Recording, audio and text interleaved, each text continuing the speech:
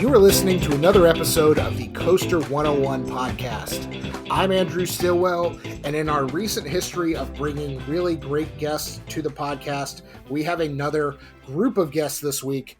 We have the documentary team behind the upcoming documentary, The Legacy of Schwarzkopf.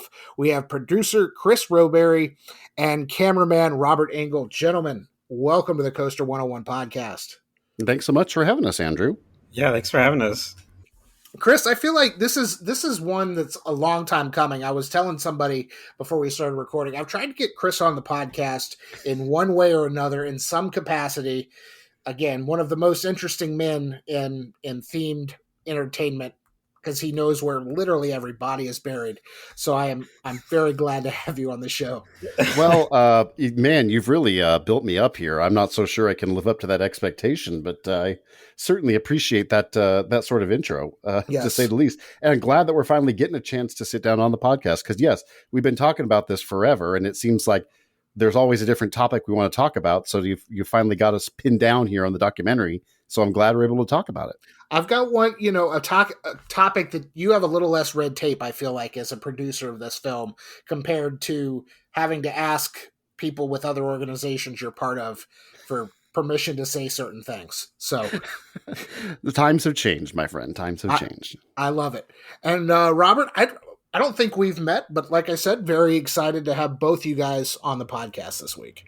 No, yeah, I'm super excited to be on. So you guys, you're a documentary film team. You've got a minor history here, several films, also with Nicholas Laskowitz, who was with the, you guys have the Lost Parks of Northern California. You have a documentary on Colossus. You have the Path to Railblazer, and you have the Legacy of Aero, which you guys produced for the American Coaster Enthusiast. Very strong filmography here, but I want to know, the three of you specifically, Chris, Robert, and Nick, you guys were involved in all of these things. How did the three of you get together to kind of come up with these projects in the first place? At the time, I was working for a camera rental company where you could get all sorts of camera gear online. You could rent it for a few days.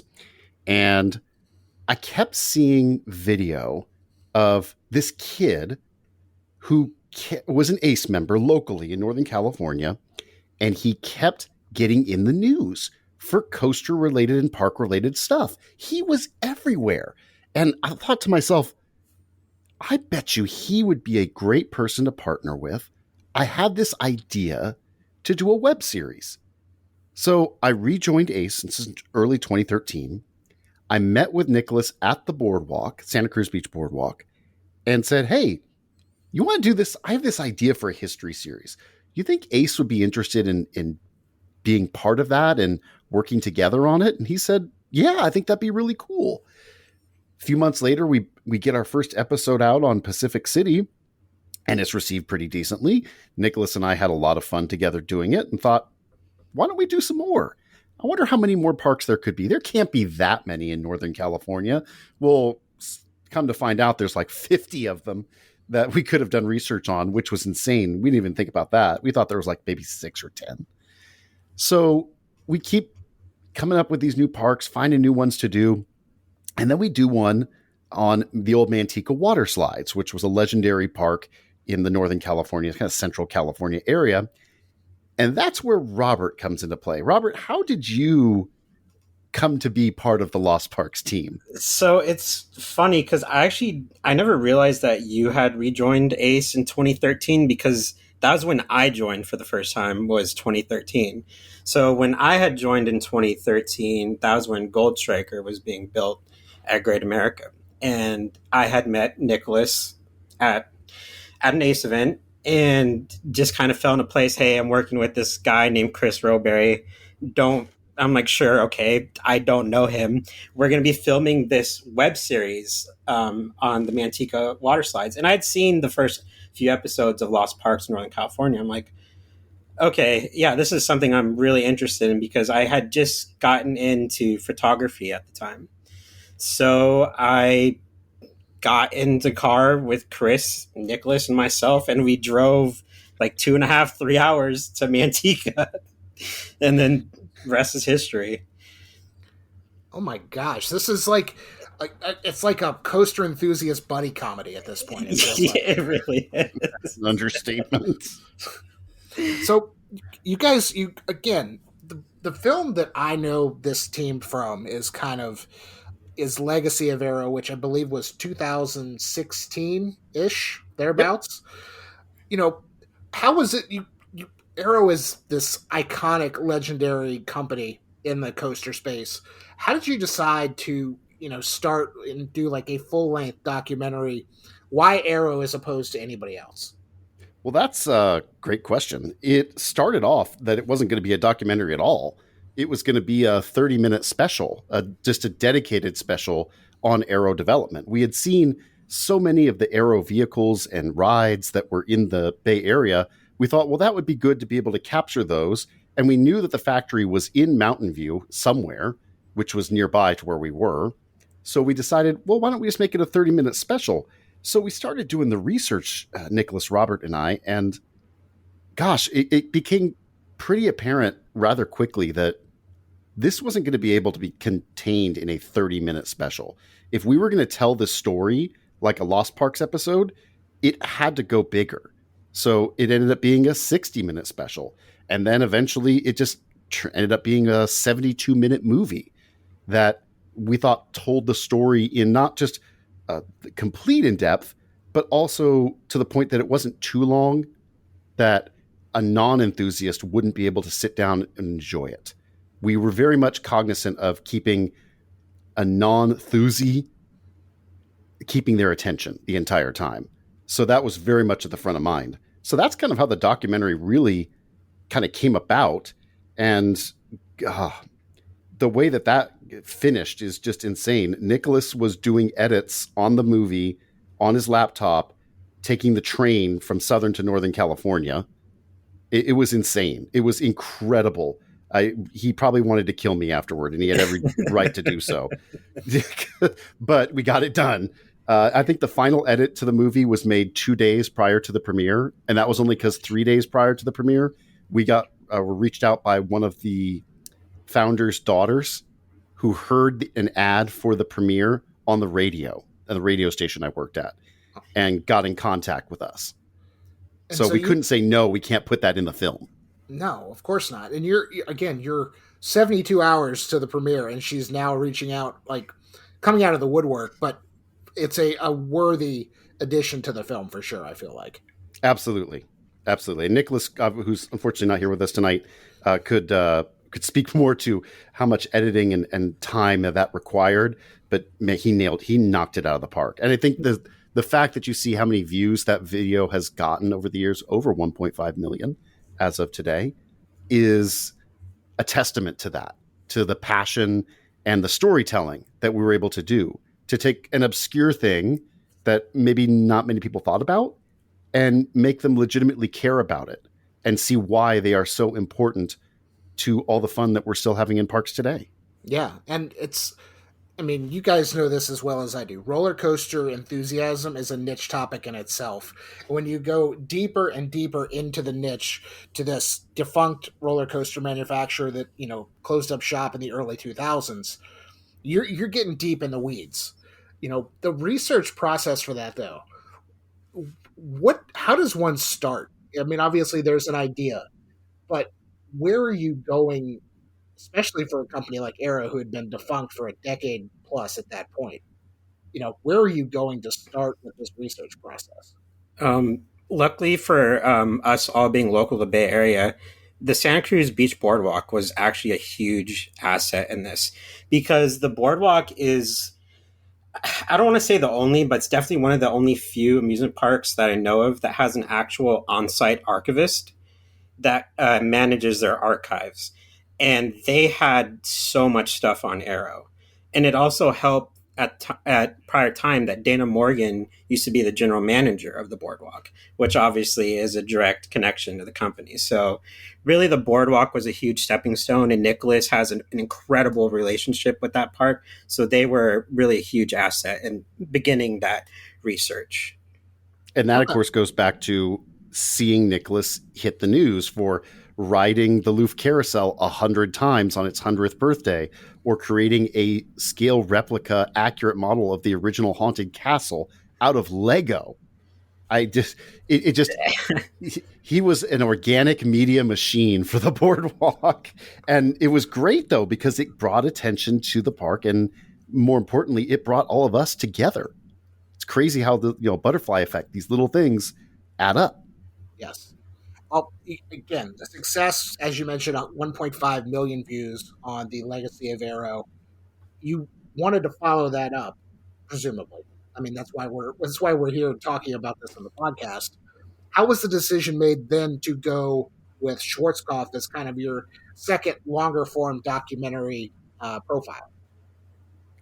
Well, I think Robert can attest to this too. But after Aero, we kind of needed a break. It was a lot of work to put that thing together and get the promotion out there. I do want to say this, though. As we were finishing Aero, I know in the back of our minds that we wanted to do Schwarzkopf next. We knew it was going to happen. Like it was coming. It just, I'll let Chris continue. But yeah. No, but Robert's spot on there. And I think the one thing, once we finished Aero, we kind of all had an epiphany. I forget, somebody had written online in one of their reviews, which was very kind to us, but they said that they never mentioned Schwarzkopf, and you kind of did that sort of Homer Simpson move. Yeah, we didn't. We actually didn't, and they were their biggest rival. So in the back of our heads, we always thought, if we do another film together, it's going to be about Schwarzkopf. And lo and behold, almost about 8 years later, we're finally at that point. But we've been talking about doing a Schwarzkopf documentary pretty much through the pandemic. Right around 2020, we started thinking, what if we do it? Could we do it? Do we think we can do it? Here we are now. That's how this podcast got started. It was, can we do it? Should we do it? Will anybody listen? So yeah, I feel that you guys are just doing it on a much higher scale. And then I want to, now that we've kind of established this has happened, going back 2020-ish, I've mentioned the 3-man team of Chris, Robert, and Nicholas. There's a fourth member of this Legacy of Schwarzkopf team, and that's our buddy, past podcast guest a couple of times, Scott Schaefer of Upstop Media. So how did you rope him into whatever you guys were getting ready to put together? I don't know if we rope him in, Robert, or did he just sort of jump at the opportunity when we asked him? As more of the latter. But I will say this, Scott did help us behind the scenes with the Aero documentary. He gave us like the best advice for mounting cameras and everything. And he, even though he wasn't really technically part of the team yet, he was in our hearts. He was part of the team back then. Okay. And I've got to give a massive shout out to Ann Irvine of Irvine Andre Engineering, IOE, who introduced me to Scott years ago. And we've just been, friends ever since. So it's been great to finally be able to take Scott's unique talent of being able to get the best POVs, bar none, that you're going to get anywhere, and have him volunteer his time to come with us, deal with us, and work with us specifically to be able to capture these rides.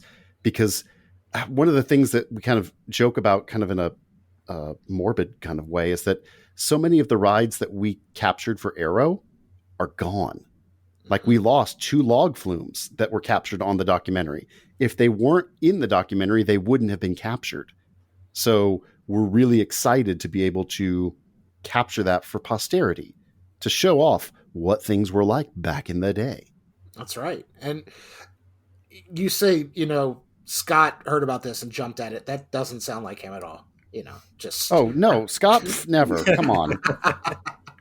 And then I should also throw in, we've got 2 other folks. John Pasternak Yeah. who has done several other documentaries, musical score, is doing our musical score. And he has come up with an Anton theme that is just unbelievable. It brought tears to my eyes with the way that when he first presented it. And then our other ace friend, Bob Randolph, is doing the voiceover for this. So there are tons of other people that are contributing to this film in any way, whether it be research work, whether it be sending in photos, sending in videos. It really is a team collaborative effort. Yeah, you hear our names a lot, but really it's everyone else behind the scenes that makes this possible. And let's not even get started with all the parks that have helped us out either. For sure. And, you guys I've been following along the journey here ever since this has kind of got started. You've built some really cool relationships with parks. And one thing that I noticed is that some of these classic Schwarzkopf coasters, they've received some new, how do we put this, hood ornamentation, maybe a little bit, with the Schwarzkopf badges that, for whatever reason, one reason or other, the coasters no longer had them. What was the process there? Was this something you guys initiated? Who put these together? I want to know more about the Schwarzkopf badge. That's going to have to go back to a conversation I had with Hunter Novotny at Larson International, now RMC. And Hunter had an idea that we should get the Schwarzkopf logo, and then we should print it, a 3D print, and then we could sell that to help raise money for fundraising. So we reached out to Wieland Schwarzkopf, who said, yes, you are welcome to use, that logo. It's perfectly fine by me. And so I got to thinking when I saw the smaller logo and people were saying that, hey, I'm going to put this on my car. So they asked me, what's a Ford Schwarzkopf? So I thought, thinking, well, wait a second. These things used to have badges back in the day. And the reason that they got lost, or they were either stolen, they simply fell off, or when they got repainted, somebody just kind of put right over the old holes and then repainted it, because it's a lot faster to do it that way. Mm-hmm. So I thought, well, what if we brought the badges back? And what if we did that through the museum, the National Roller Coaster Museum, of which I'm also a volunteer? And we thought that would be really cool. So slowly but surely, the first park that did it was actually Circuit of the Americas. Matt Huey, great friend of ours, was kind enough to put him on his Wildcat out there, the Texas Wildcat. And then other parks started to say, well, we want that too. So then came Six Flags Over Texas. And then came Frontier City. And then came Six Flags Great America. And all of a sudden, this little history project has become sort of this little not an in joke, but if you're in the know, you know what that Schwarzkopf badge means.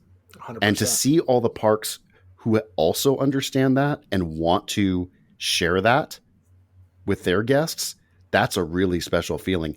Robert can attest to it. When you were up there in Chicago and the photos that park took of them installing the badges, they took their time and effort, and there was pride as part of that, wasn't there, Robert? Yeah, that maintenance crew really takes care of that ride. And I will say it was pretty funny because I'm in all these Facebook coaster groups and whatever. Literally all of them.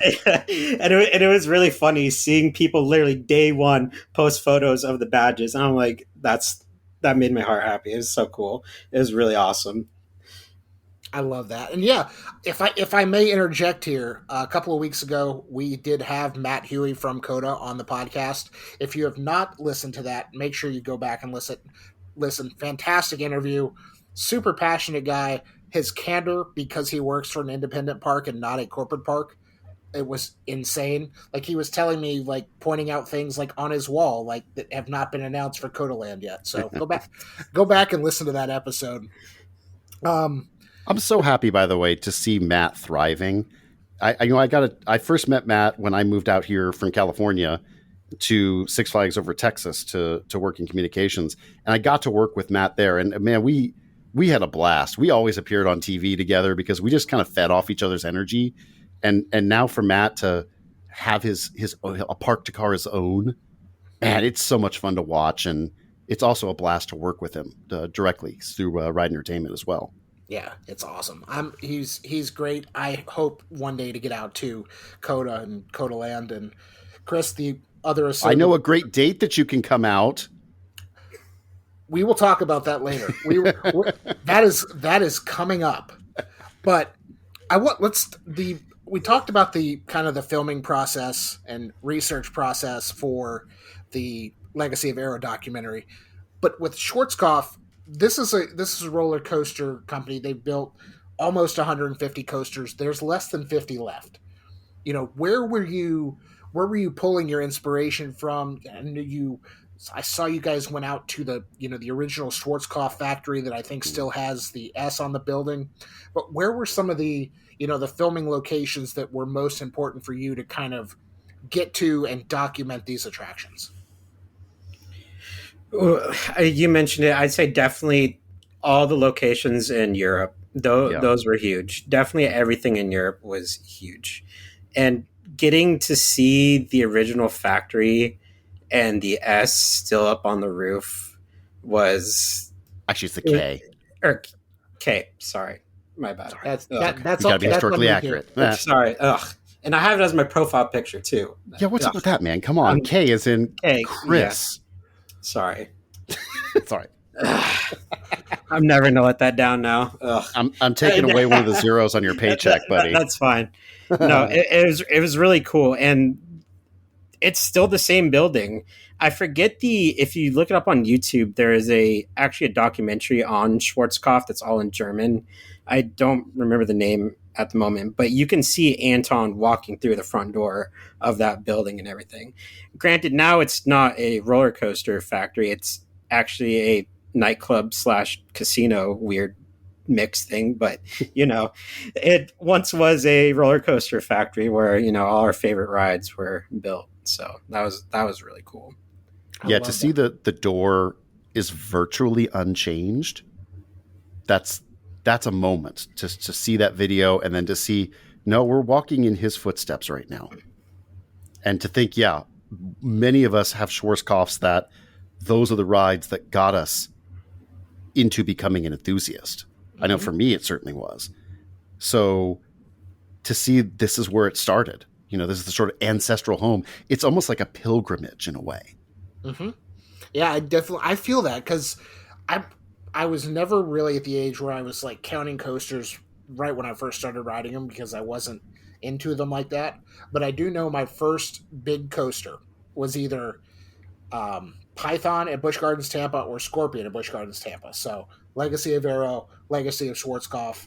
It was one of those two, and I don't remember which it was, so sorry. But Scorpion was 1A or 1B, and how I kind of started this hobby. So I get that for sure.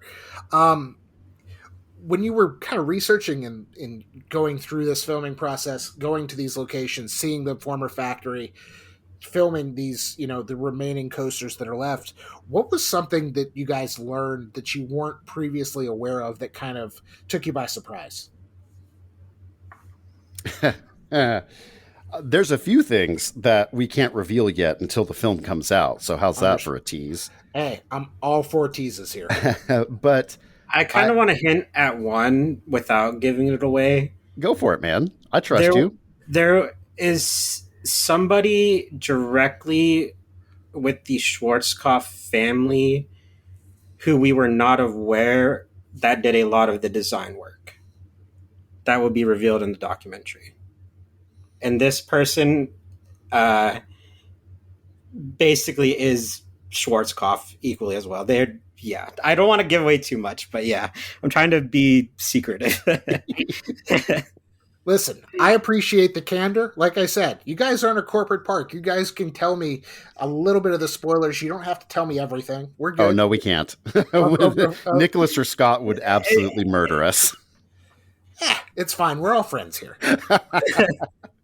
You told them what? Yeah. We'll talk off air. It's fine. It's no big deal. Yeah. And I want to talk. We touched on it briefly. You mentioned there was a good date to come to Texas. Yes. You guys have partnered with Circuit of the Americas, or are working with Circuit of the Americas, however you want to prefer that relationship is talking about. But that is where the premiere is going to be of this film. So what can you tell me about the premiere, and when's it happening? What's going on associated with it? I know Matt kind of touched on it on our podcast a couple of weeks ago, but let's hammer those details home. What's up with the premiere? Veterans Day weekend, Saturday, November 9th, in Austin at Circuit of the Americas, you will see the world premiere of The Legacy of Schwarzkopf. And you'll also have an opportunity afterwards to go hang out in Coda Land, check out the Texas Wildcat, and experience a Schwarzkopf right after you've learned everything about it. The whole team, we had an opportunity to tour Coda, the great team out there, first of all.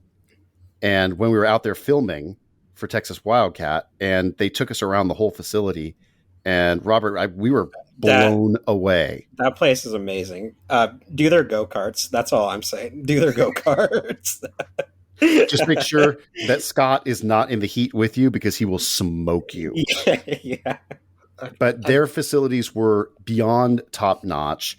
We got to see tons of different rooms, and what's happening when a race is going on, and it is just staggering the amount of people that can fit in there and the operation that they have there. It really is going to become, I think, an entire entertainment destination. It definitely already is, because it's interesting how it's a racetrack, a concert venue, and now an amusement park, all combined into one. And they had the soccer stadium in there for a while too. It is all there. Yeah, absolutely. So this is, again, Veterans Day weekend. If you're listening and you don't have plans over Veterans Day weekend, head to Austin, Texas. You'll get to see Chris. You'll get to see Robert. I don't know if that's a good thing or not for some people. Listen, I would love to see you guys personally. This is just something I would love to do. So I'm going to have to check my calendar. But as far as the editing process, are you guys still filming, or are you in the, for the Legacy of Arrow, you were making edits up until 3 days before, so that would put you at November 8th. Yeah, we're not planning on doing that again. Okay. Just because I appreciate friendships, so I'd rather not try to break anybody. We're kind of at the point now where we're starting to edit. There are still a few pickup shots that we have to take on, but for the most part, principal photography is finished. So it's just a matter of finding a couple of little holes, snagging a couple more interviews, and then finally finishing out the script and putting it all together. So as we talk tonight, we're 100 days away from the premiere. So we probably should get started on the film, I think, Robert. And you guys probably. I don't know. Yeah. Instead, you're wasting your time on a podcast with me. So I don't want to. What's up with that, Andrew? Come on. I'm sorry. I don't want to alarm you guys, but there's 100 days till the film. Don't need to remind us. We got it. Yeah, we hear it. Well aware. I think about it every day.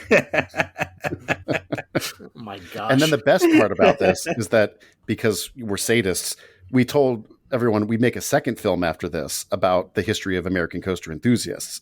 So one down and then another to go right after that. The difference being we've got a lot of that footage already because we've been filming these two films at the same time. Yes. That was going to be my next question was, after this Legacy of Schwarzkopf film, are you going to take some time off? But it seems like you've got your next project in the can already, or not in the can, but headed towards the can already. Yeah, I'd take some time off. That would be nice, wouldn't it, Robert? Yeah, but we don't roll like that. That's not us. No, not at all. We'll just roll right into the next one, because if we don't, then we start getting ourselves into trouble. Understood.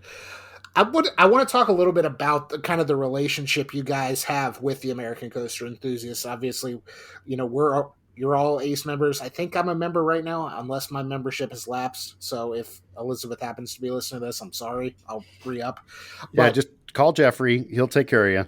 Yep, I'll make it happen. I can even do it online.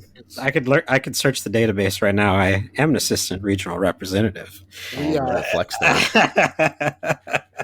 Let's find out, Andrew. Let's find out live. Is Andrew still an ACE member? Oh, geez. Well, if you want to look it up, I'll vamp for a little bit. But I mean, you're typing. This is great. Oh my gosh.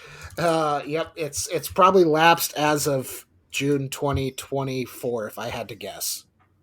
But I want to talk about the relationship you guys have with Ace. Obviously, we all love coasters, and Ace is a huge part of that. What role does Ace have in these documentaries, other than being able to provide you subject matter and source material? Do they have any? And you may or may not want to answer this question. Do they have any financial backing? I mean, or is this just a labor of love for you guys? How is that working? Oh yeah, Ace. The big thing with us is that we don't get paid. I think that's sort of a misnomer. Is that, oh, these guys are getting paid to do this? Ha! No, that is not true at all. We are doing this on our own time to be able to tell these great stories. Ace does pick up the travel expenses, but they don't pick up food. So we're still paying for our own food. We're still, having to take our own vacation time from our jobs. So, taking a full-time job, this has been 7 to 8, almost 10 weeks of vacation in some cases that we have to save up just to make this film work. So, and there's parks we still paid admission to.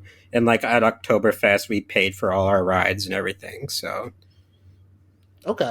Yeah, so Ace does pay for the big stuff like your airfare and your hotels, but we pick up a lot of the ancillary stuff because why not? We're doing this for the love of the story.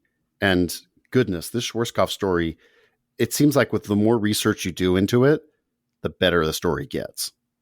I feel like that's the case with a lot of things, especially in the coaster fandom. The more you dig, and I know we just had a 3-part series on coaster101.com about the history of Carowinds Kids Land. So it started as Hanna-Barbera, then was Nickelodeon, then now Snoopy. As I was doing the research for that, I was going further and further and finding more and more things that I had no idea existed. And I'm somewhat familiar with the history of Carowinds. So I totally get what you're saying there on the more you dig, the more you find and the better it gets. It's like the best onion ever because it doesn't stink and it just keeps going. It's like one of those like mozzarella stick onion rings. It's just fantastic. I'm hungry. Yep. Sorry about that. That's all right.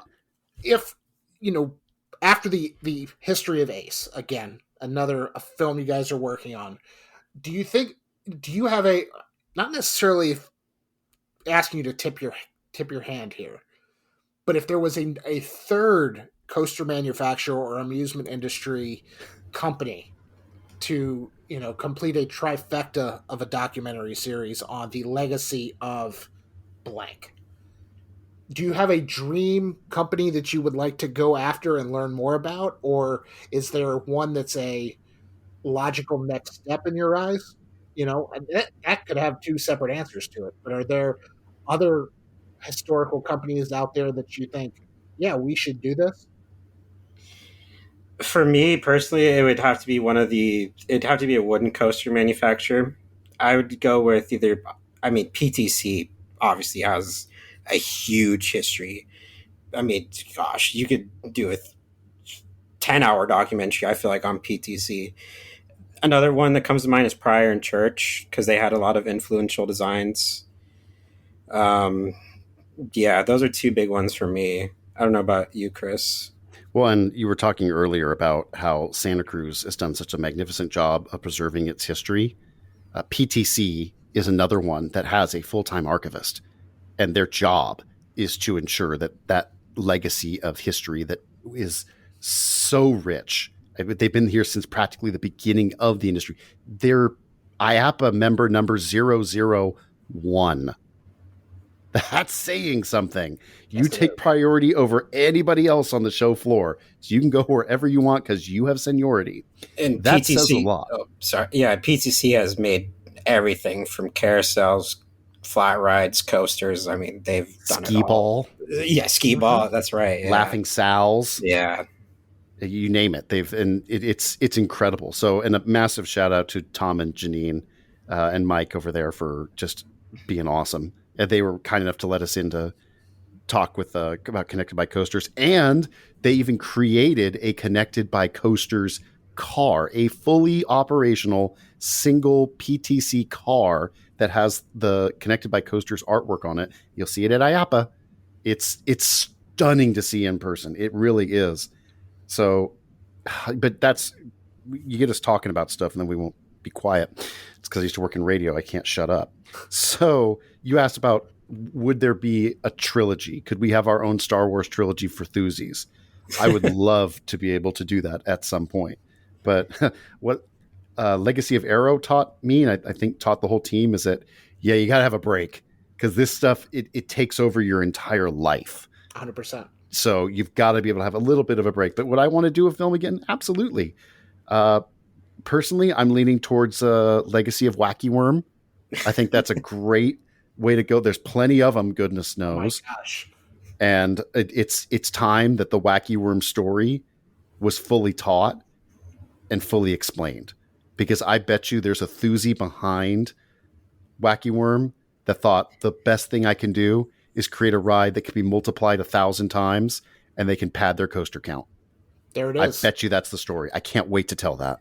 Hey, we can't wait to watch it. So good, because you'll only see it in your dreams. Damn. All right. Well, before we wrap this podcast up, I want to give you guys both the opportunity to elevator pitch me a little bit here. An elevator pitch our audience. I mean, you don't have to elevator pitch me. I'm excited. I'm all in on the Legacy of Schwarzkopf. If I can get out to Texas, I will absolutely get out to Texas. And if not, I will watch it the first opportunity that becomes available to me. But if somebody is on the fence about this documentary, and even if you just want to talk about the effort that has gone into it, why should people watch Legacy of Schwarzkopf when they get the opportunity to do so?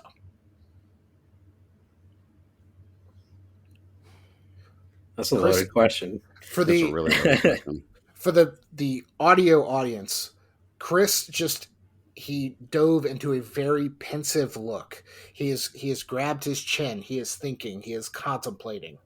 His eyes are closed. He is laser focused here. This is not we don't have a video podcast yet. Thank God. But he is. I don't think he was expecting that question, and he is going to give the best former radio personality or radio employee answer that he could possibly give. Well, again, you've built me up into something that I clearly am not. So my elevator pitch is this. You've heard about COTA for a few years now. You want to come see one of the most unique spaces that a theme park will be built in? Do you want to come ride a classic Schwarzkopf that got rescued out of England and came back to the United States of America?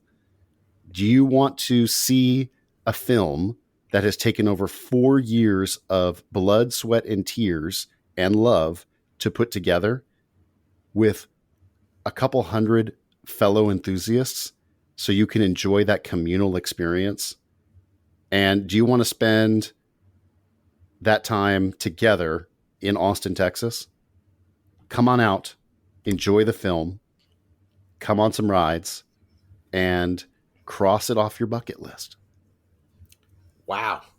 Robert, I mean, do you want to follow up with that, or you just want to leave? Yeah, sorry, Robert. That was pretty good.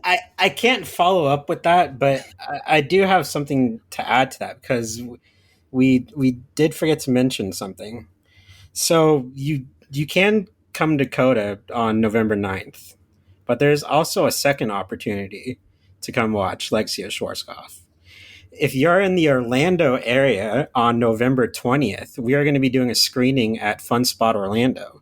So that'll be another opportunity to come out and watch the film. And I believe we will all be there as well. So, yeah. Not to mention that, you'll also be able to ride a Schwarzkopf, because Fun Spot Orlando has the old wheelie, which is a Schwarzkopf Enterprise from Six Flags Over Georgia. What more could you ask for? And that's... What is it? Is that the Sunday of IAAPA week?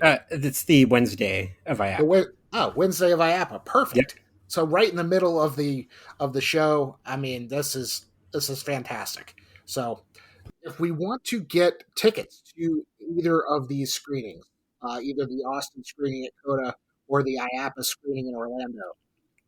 Where can we get these? Where can we? The best thing right now is to keep checking on the American Coaster Enthusiast social media channels, the main national page. They'll have the latest updates as to where you can get tickets and how you can get tickets to both events. So that is the best play to do. Perfect. And then if people wanted to follow, if they're not following Ace already, they're pretty much on all of the social media, just like Coaster 101 is, correct? Correct. Yeah. Ace is on Facebook, X, Instagram, TikTok. You can find us anywhere. Perfect. So just search American Coaster Enthusiast and you will be able to find them. Yep. Not one, but two opportunities. Get to Austin, get to Orlando, and, show Chris and Robert and Nicholas and Scott and the rest of the team whose names I didn't write down because... And John and Bob. John. Thank you. And Elizabeth and Derek, and we could go for a long time. There's a lot.